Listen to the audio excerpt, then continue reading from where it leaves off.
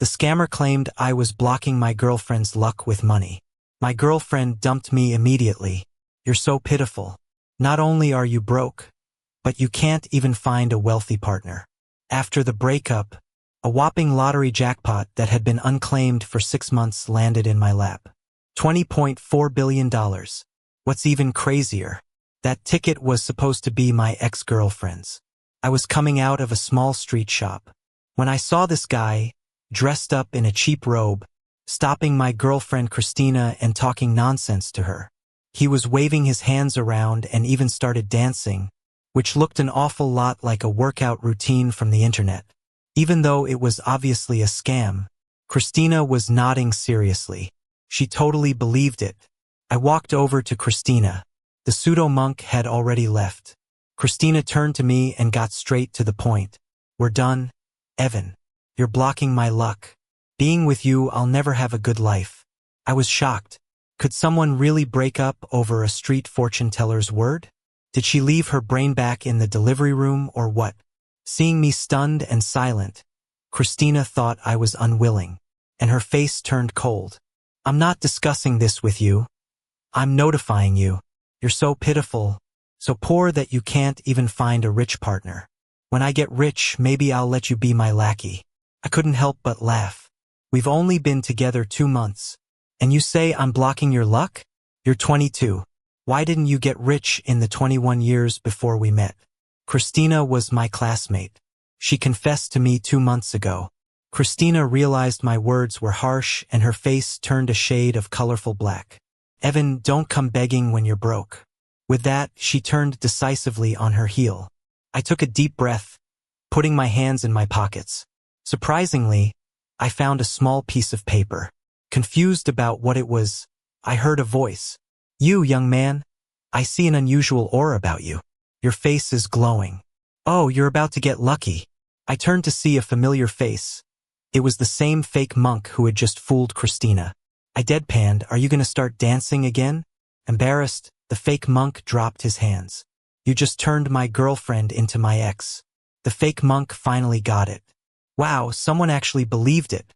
I was waiting for her to ask for a solution, so I could sell her a talisman. Who knew she'd break up before I made a dime? Seeing I was down, he tried to comfort me. Cheer up. Newton said action and reaction are equal and opposite. Maybe breaking up will make you rich. I was dumbfounded. Stick to your superstition, don't drag poor Newton into it. He's probably restless in his grave right now. After the fake monk left, I looked at the small note in my pocket. Christina waited outside because I went to buy her lottery tickets. She never missed a draw and always had an excuse about missing change, making me do it. I was going to give her the ticket later and casually mention it. But Christina didn't even give me a chance. I almost tossed the ticket away. I didn't believe in luck. My dad lost everything because he obsessed over cracking the lottery. It ruined us. He ended up jumping off a building, leaving Mom and me alone. We struggled until I went to college and started working part-time. Life got better. Still, I put the ticket back, feeling a bit superstitious. That night, my buddy Lucas insisted on treating me to a big dinner. Lucas was mad at Christina and wanted to deck her. I stopped him. Forget it. It's good to see her true colors early. Lucas, a bit drunk and full of bravado, said, Evan, don't worry. What's mine is yours. As long as I have money, you won't be broke. I laughed and felt touched. We're both seniors, graduating in a month. Still jobless, not much money between us. But he was determined to treat me. Claimed he'd pre-booked the dinner long ago. He couldn't bear wasting it. That night, we stumbled back to our dorm, crashed on one bed. The next morning, a phone call jolted me awake. Half asleep, I heard Christina's excited voice. Evan, that monk was spot on. I broke up yesterday, and today my lottery won 10 grand. Bet you've never seen that much money. Huh? The guy's incredible. Even after splitting, she didn't forget to buy a ticket herself. I sighed. So is that why you're calling? To brag? Christina crowed. No, actually, just letting you know. If you regret it, beg me. I'll give you $100 for a meal as a breakup fee. Breakup fee? I spent more than 100 on those tickets. I sneered. No need. Keep it, buy yourself some pig brains. Then hung up. Lucas was awake, having heard everything. He couldn't believe she still counted on lottery luck. Shrugging, I got dressed. A small paper fell from my pocket to the ground. Lucas asked curiously, "What's that?" "Oh, the lottery ticket I got for Christina." "Nothing, just Christina's ticket." "I'll toss it." Lucas waved his hand. "Check it, man. What if it's a winner? Maybe not 10 grand, but 1,000 is cool." Saying that, he pulled out his phone to check online. I kept dressing and teased. "She said I block fortunes. Might as well apply for some jobs, we're still unemployed." Unexpectedly, Lucas didn't respond. I turned my head in confusion. I saw Lucas holding a phone in one hand and a lottery ticket in the other. His eyes were wide, and his mouth was so open he could probably fit an egg in it. He stood there with a stiff neck, looking at me. After a moment of shock, he lunged at me. Maybe he had too much steak last night because he was incredibly strong. Took me a while to shake him off. "He really won." "Huh? More than Christina's 100,000? Lucas nodded, nodding like crazy. "More." Couldn't believe it. "Really? How much more?" Lucas did some quick math. "Not much more." Before I could finish my sentence, he casually added, "Just an extra 2 billion or so." A week later, Lucas and I went fully prepped to the lottery center to claim the prize. Before taxes, it was $2.4 billion. After taxes, it was $1.6 billion. Right there, I donated 100 million and deposited the remaining 1.5 billion straight into my bank account. Lucas refused to take a share, saying in his words, "It feels more like a billionaire's spending if it's with you." With a massive amount of cash at hand, Lucas and I discussed how best to spend it. There was no way I was going back to work. Wouldn't that be a waste of my crazy good luck? A house was essential, so I planned to buy 2 large apartments downtown, one for myself and one for Lucas. Then we'll grab 2 adjacent villas with yards so my mom can move in. She loves gardening. She can finally have her own garden. Lucas and I could live in the villa next door so we'd be close. Lucas said he wanted both a cat and a dog. I thought about it and agreed. Plus, to make it easier to take my mom out, I planned to buy 2 cars, one for Lucas and one for myself. After adding it all up, we'd still have about 1.2 billion left. I was amazed. I never thought money could stretch so far. Let's stash 600 million and live off the interest. The other 600 million will cover daily expenses. Lucas cracked a grin. Even if you go house shopping every day, you couldn't burn through 600 million. Pinched his nose. "I've got this much luck. Of course, I need to spread it around. We'll help out impoverished areas with some schools and libraries and set up foundations to encourage scientific research. And didn't you love jewelry design? We could even start your jewelry brand." Lucas froze for a second, then broke into a big smile. "Whatever the billionaire says. But let's do charity first, then the jewelry," he said, and we high-fived, already plotting. Once the plan was set, we started preparing. In our flashy new Porsche, we raced to the city's top villa area. Who'd have thought it, running into Christina? The real estate agent saw us step out of the Porsche and rushed over. When I said I wanted to see the best villas, he hesitated, giving us and our simple clothes a quick, discreet once-over. Then he asked cautiously, "Our best villas are the 2 premium ones, each over $1 billion. Are you gentlemen interested?" Lucas and I exchanged glances, both thinking, "Oops, forgot the shopping spree in our plan." I raised my eyebrow and said, "We're planning on 2. If they're right for us, we'll take them both." The agent's face lit up, and he politely led us to check out the villas. I immediately fell in love with the spacious yard and the pointed attic. We paid in full on the spot. The agent was practically on cloud 9, touching the contract like he was in a dream. "Wow, the wealthier they are, the more low-key they act," he mumbled. "You 2 came in looking modest. My colleague even said you might be influencers who rented a car for social media photos. You probably wouldn't buy. If it wasn't their turn, they wouldn't have pushed me to assist. It wouldn't have been my sale." I chuckled and whispered to Lucas. "Wonder if that agent regretted sending someone else," I said. Lucas replied in a low voice, "The agent looks like Christina. Missed their chance to cash in." If Christina knew that the 2 billion jackpot was originally hers, she'd probably faint. As soon as Lucas finished, we heard a familiar voice. Evan, what are you doing here? Oh, I know, looking for an internship, right? It was Christina, arms crossed, looking smugly at me. With her was a classmate we both knew, Mike. Christina boasted, Mike is my boyfriend now. Did you know? He's the bank manager Leo's son. Very wealthy. Mike had a superior air about him but couldn't hide a bit of envy. Good looks but still looks poor, he said. No wonder you broke it off. Christina, smirking at me, said, Mike just got a townhouse here. Paid the down payment right away. If you begged me, I might put in a good word. Help you out, at least for the interview process. She laughed, pity in her eyes for my internship struggle. I chuckled. What's wrong with being an agent? They work hard for what they earn, unlike some folks who don't even respect themselves. Lucas added, yeah, with you around, they don't need a guard dog. At that moment, Christina leaned over to ask Mike if he wanted water, only to be pushed aside impatiently. Our comments hit the nail on the head for Christina. She angrily stepped toward me, but the security, called by the agent, stopped her. The security guard, a little shaken, patted his chest. Excuse me, miss. If you continue to harass my clients, we'll call the authorities. Mr. Evan here is a valued client. He just bought 2 premium villas. Please mind your words. Christina couldn't believe it, glancing between the agent and me until realization dawned on her. Turning to me, she accused, you've really fallen. Settling for a sugar daddy? Aren't you worried you'd bankrupt them? Mike sneered at me, grabbing Christina's arm. Let's go. Don't talk to people like that. PM today, my dad's got a meeting with a big client. We're gonna tag along to see what that's about. Heard they're planning to deposit over $1 billion. If my dad lands this deal, he's in for a hefty bonus. While he said this to Christina, Mike kept throwing smug glances my way, as if he was showing off. Once they left, Lucas dazedly asked me, I thought you had a morning meeting with that banker Leo?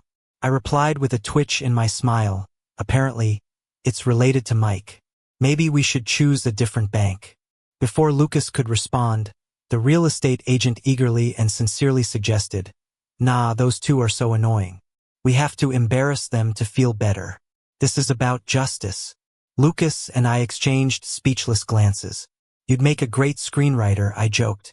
In the end, we decided not to bother changing banks. We told Leo just to meet us alone, no extra guests. Leo readily agreed. With $1.2 billion deposited into his bank, Leo was ecstatic, saying, Mr. Evan, you're like another dad to me. I laughed it off, no need for that.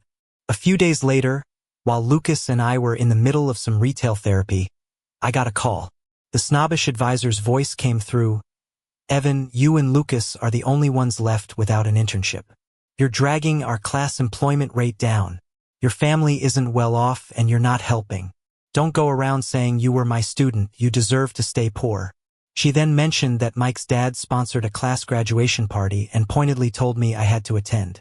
With weird sarcasm, she added, you'll come, right? It's at a 5-star hotel. You couldn't afford that yourself. Good for you to experience it. And when you see Mike's dad, make sure to thank him. I was speechless. If I thank him, he better dare accept. Regardless, I had to attend the graduation party, for old time's sake. After all, 4 years in college, and we'd all go our separate ways soon. On the party day, Lucas and I dressed to impress in the spoils of our recent shopping spree. Tailored suits, sparkling diamond watches, and rare leather shoes. When we walked in, the room's attention instantly shifted to us. Wow, Evan is looking good. Wasn't he poor, though? How's he suddenly loaded? Yeah, look at his outfit. It's legit. Mike and Christina were the center of attention until everyone turned to us. Mike's face twisted in anger, and he loudly declared, you guys might not know, but Evan hasn't worked because he's hooked up with a sugar daddy, and he brings bad luck. Christina hurriedly chimed in, that's right. I can vouch. When we were together, I was always broke. After breaking up, I won $100,000 from the lottery and met Mike. Such a great boyfriend. The advisor, who was speaking with bank manager Leo in the corner, heard the commotion and looked over. It was hard to say who flinched first. Leo started sweating bullets, thinking about his earlier comments. Surely my son didn't mean it like that, right? Even if he did, as another dad, I wouldn't mind the details. He stumbled over his words. Observing Leo's tense face, the advisor misunderstood and thought he was upset because of me. She quickly said, "Evan apologized to Mike. His dad kindly invited you here, and you upset his son. As your advisor, I'm just trying to help. Without money and connections, graduating students like you will be left behind by society." Realizing things were spinning out of control, like a runaway horse, Leo quickly placed himself between us and the advisor. "Teacher, your intentions may be good, but please don't go any further." Before Leo could finish, Mike interrupted, "Evan, you'd better wise up. No good comes from crossing me. You'll never get into my social circle. My dad just landed over $1 billion in deposits. His bonus alone is millions." Before Mike could continue, Leo slapped him across the face, stunning him. Mike held his cheek, looking at his dad in disbelief, fully confused. The whole room was stunned. Leo retracted his hand, smiling broadly and bowing as he approached me. "Mr. Evan, please don't be offended. My son, he's got some issues," he said, pointing to his head. "Please let it pass. About Christina, your ex, I'll make sure they break up. She won't set foot in my house. Rest assured we won't touch what's yours." The room fell into silence. Christina, Mike, and the advisor's mouths hung wider than eggs. Everyone's eyes darted between Leo and me. Finally, Mike pointed at me, his voice shrill. "Dad, have you lost your mind? He's just a broke nobody. Why are you so polite?" Leo turned to Mike, eyes furious. "Shut up. Disrespect Mr. Evan again and I'll cut off your credit. Mr. Evan just deposited over $1 billion at our bank. You lost it calling him a gold digger. That's his own money. My bonus? All thanks to Mr. Evan. Apologize." Leo's words sent shockwaves through the crowd. "What? Did I hear right? Evan deposited over $1 billion? That's a dream I wouldn't dare dream." Christina pushed through the crowd to me. "Evan, is what Leo said true?"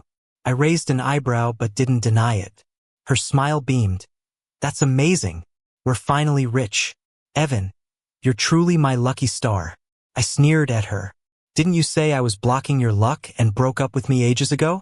My money's got nothing to do with you, so stop acting like it does." Christina was trying to get close to me, but the excited counselor shooed her away like a magic trick. "Evan, I just got the news," the counselor said. "The principal mentioned you donated a building to the school. That's impressive. Remember your teacher in the future." I looked at her sympathetically. "Did you hang up before the principal finished talking?" "I specifically told him you didn't want to be associated with me as your student. So, I'm graduating without being labeled as such. We won't have any future connections, and I doubt the principal is mad at you." The biggest blow landed on Mike. He couldn't wrap his head around how the so-called ugly duckling transformed into a low-key millionaire overnight. Under pressure from Leo, Mike begrudgingly apologized in public.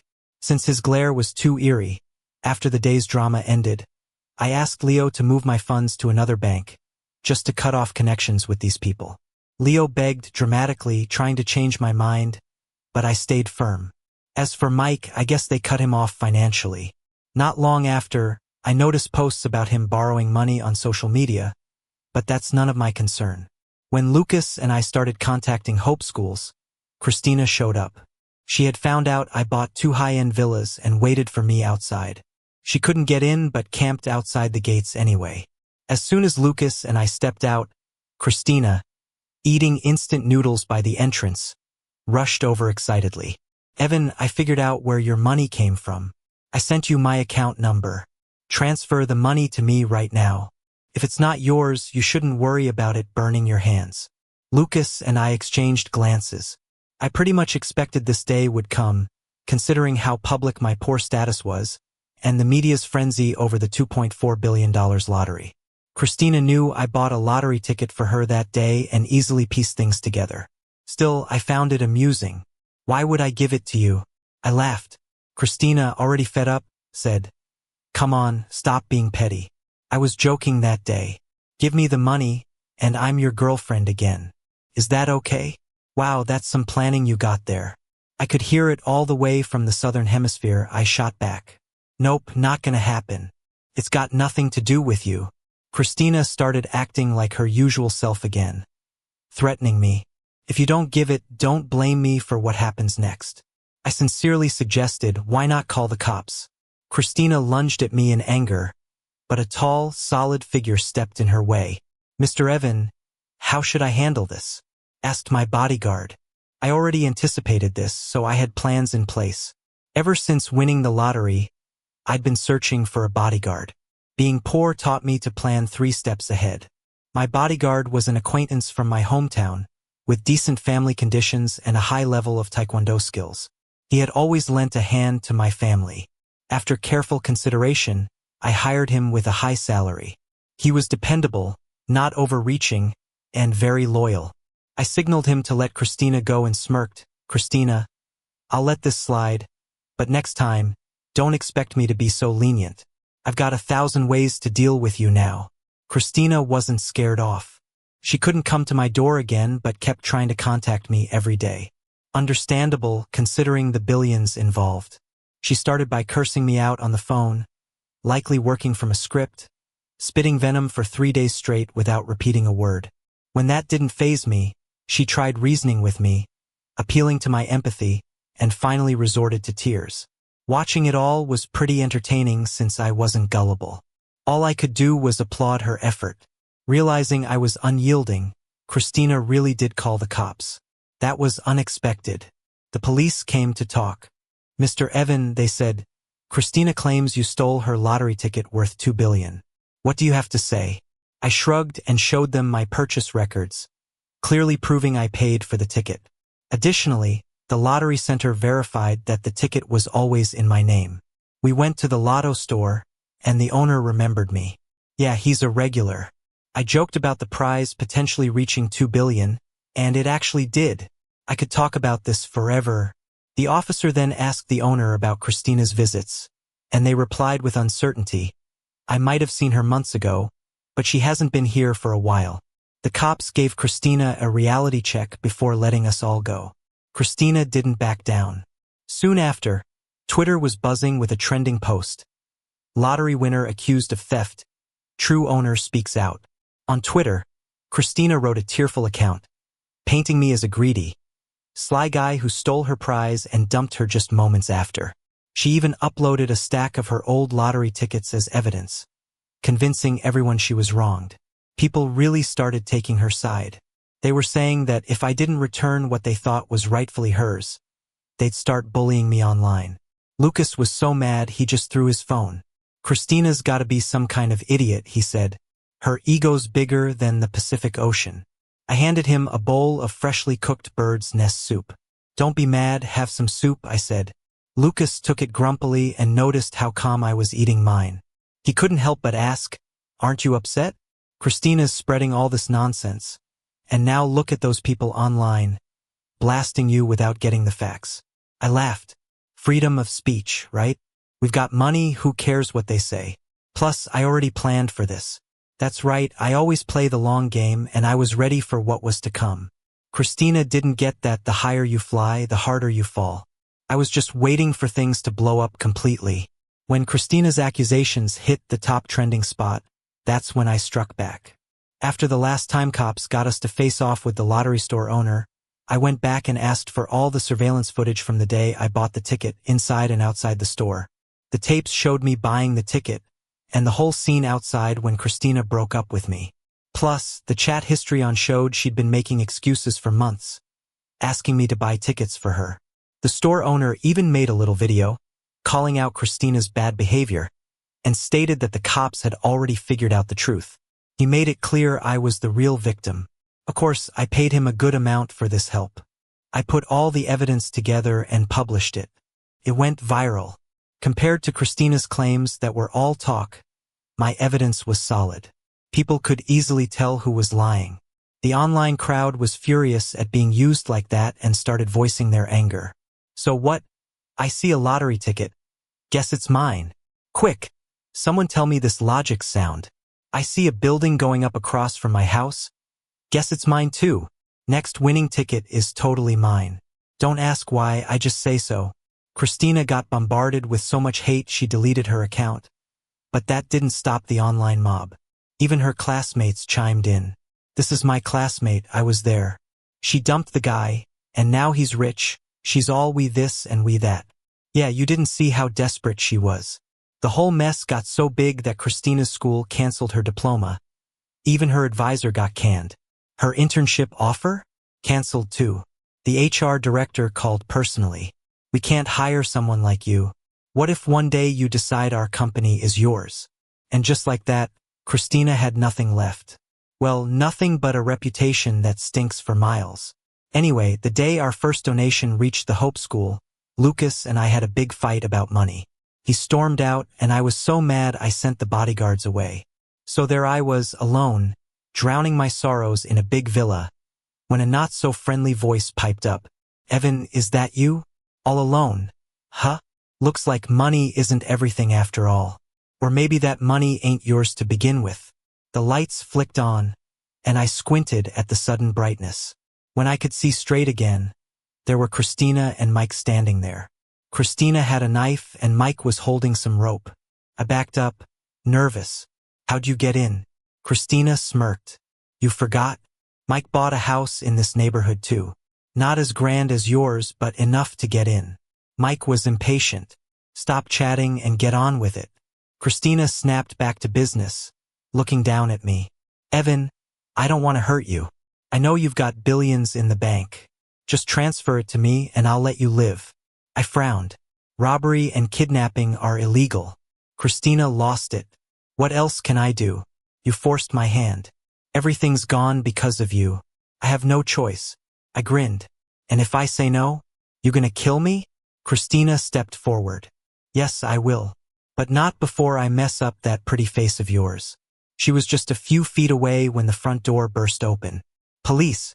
Drop the knife. Relief washed over me. Couldn't help but roll my eyes. Lucas, couldn't you have been any slower? Here's how it really went down. A few days back, our bodyguard noticed Christina sneaking around the villa. Lucas and I talked it over and decided to lay a trap. The villa was already set up with tons of cameras, and Lucas could check them on his phone. Today, we pretended to fight and sent the bodyguards away. Right after, Lucas headed straight to the nearby police station, parked himself there, watching the monitors. The minute Christina made a move, Lucas called the cops, live streaming everything on the road. The bodyguards took the back route to block any escape. With all the evidence, it was an open and shut case. Mike and Christina were both caught. Lucas hired the best lawyer, making sure they got the maximum punishment. Christina's looking at least 10 years behind bars. With that circus over, we got back to our lives. The villa's all decked out now, and I chose a day to bring my mom over from the small town. On moving day, the village was buzzing. Your aunt's got a good life, working hard, all those years paid off, they said. My mom was all smiles, planning what to plant in the yard, how often to wash the pets. She told Lucas and me, go do what you need to. Don't worry about me. I'm doing just fine on my own. Lucas and I exchanged a glance. There's definitely a lot of things waiting for us to do. Don't waste today. Bonus. Lucas and I have been doing this travel-style charity work for a long time. We wander and pause. We take in the world's scenery while witnessing people's hardships. Wherever there's a lack of schools, we donate. If a place lacks teachers, we teach. When facilities are outdated, we build. Lucas jokingly calls us the wandering duo. This day we passed through a small town. It just so happened to rain, so we ducked under a shelter by the road. Suddenly, a somewhat familiar voice spoke up. Sir, I've been reading the stars and feel you and I are connected. How about a tarot reading? Following the voice, I looked over. Well, what do you know, it's someone I know, that fake Taoist who ranted about Newton's principles before. Only today he was wearing different clothes. A black robe covered in stars and moons. A crystal ball in one hand. A deck of tarot cards in the other. He was trying hard to convince a passerby, who didn't seem interested and walked away quickly. The fake Taoist, looking defeated, searched for his next target and locked eyes with me. He paused, thinking it over. I dryly said, "Fake you." Realizing, he replied, "Oh, it's you." I raised an eyebrow and said, "I thought you did fortune-telling? Changed careers?" He seemed annoyed. "It's not fortune-telling. We're promoting science and fighting superstition." Lucas smirked. "And the crystal ball is scientific?" He ignored that and looked us over. "Want a tarot reading to see your future?"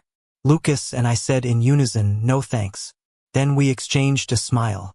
Even if we don't predict it, we know the road ahead is smooth.